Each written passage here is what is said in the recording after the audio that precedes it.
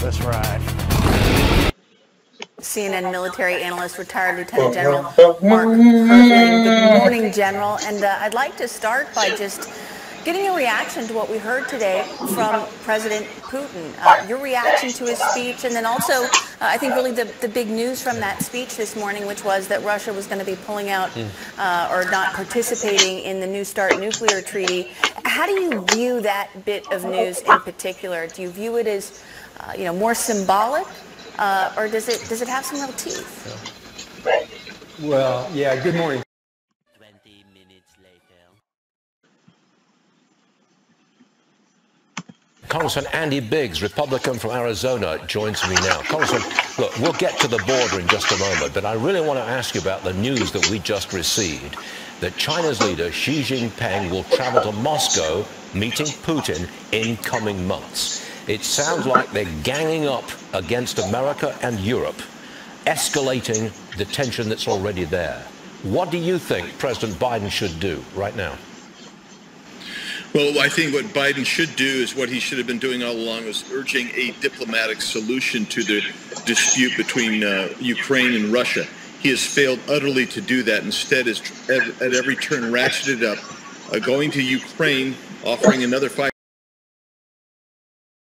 Now, when I snap my fingers, you will awake and tell me the formula. President Biden in a remarkable speech promising the United States' unwavering support for Ukraine in a message to the world from the Royal Castle Gardens in Warsaw, Poland. The president marked 1 year since Russia's invasion with a clear message to Vladimir Putin saying NATO has never been more united. Democracies around the world are stronger than ever, and vowing that Russia will never win in Ukraine. In his State of the Nation address, Putin falsely tried to blame the West for the war. It was a 100-minute speech, and he also suspended Moscow's participation in the last remaining nuclear arms treaty with the United States. CBS's Ed O'Keefe is traveling with the president and will start us off tonight from Warsaw. Good evening, Ed. Good evening, Nora. White House officials insist the president's speech wasn't designed to be a response to Vladimir Putin because it had been in the works for several weeks. But the dueling appearances led to a global tit-for-tat. The Russian leader accused Western nations of wanting to strike his country. The American president denied that and defended Ukraine's right to exist. President Biden in Warsaw, President Putin in Moscow, with dueling messages on the eve of the first year of war in Ukraine. Mr. Biden recalled his high-stakes trip to its capital. 1 year ago, the world was bracing for the fall of Kyiv. 15 minutes later. Vladimir Putin is sounding as defiant as ever about Russia's war on Ukraine. He's delivered a speech this morning that was bellicose in tone and filled with grievance against the West.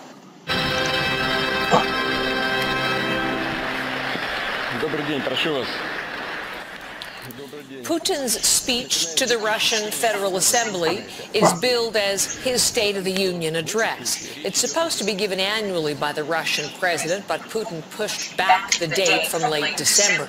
This morning, his remarks are being closely read for what they tell us about Putin, the Kremlin, and Russia as we approach the first anniversary this week of Russia's invasion of Ukraine. Briar Stewart is on the story for us. She was listening in live from London.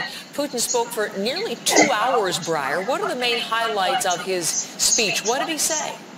Well, it's clear, Heather, that this speech was aimed at both an international and a domestic audience. And you mentioned it was nearly 2 hours long. He did the speech in front of a crowd of Russia's political elite. And in that crowd, there appeared to be some soldiers as well.